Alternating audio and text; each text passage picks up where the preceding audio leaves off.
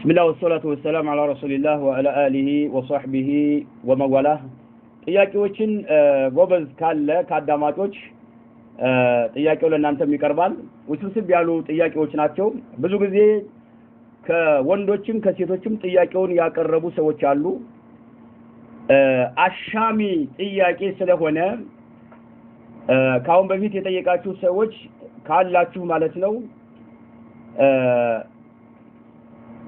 መልሼላችሁ ከሆነ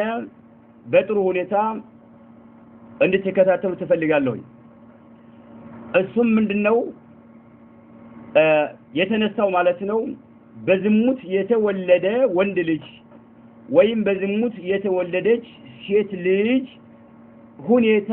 እንዴት ነው የሚል ጥያቄ ተነስቷል ሴቶችም አንስተውታል ወንዶችም አንስተውታል ይሄን ነገር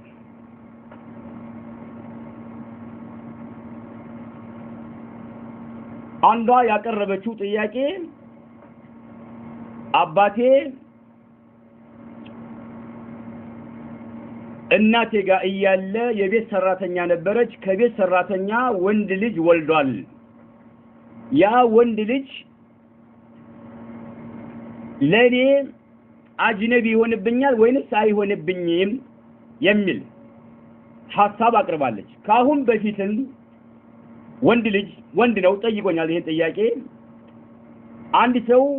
በዝሙት የወለዳትን ሴት ልጅ ማግባት ይችላል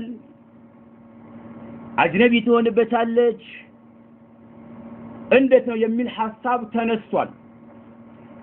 ይሄን ነገር ጉዳዩ ማለት ነው መስአላው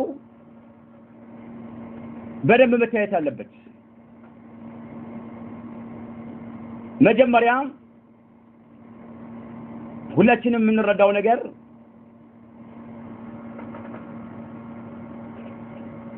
መዝንይ ቢሃ ዝሙት የተፈጸመባት የሆነችው ሴት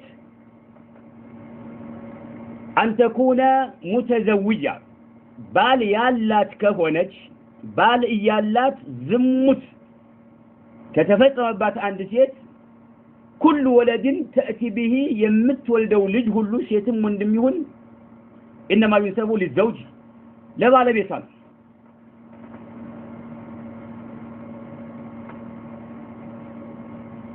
ولو جزمت انه من غيره ممن زنا بها እሷ እንኳን ብትናገር አይ ያንተ ልጅ አይደለም የባሏ ማለት ያንተ ልጅ አይደለም ይሄ የገሌ ነው ብላ ብትናገር እንኳን የባለቤቷ ልጆች ናቸው إلا إذا تبرأ الزوج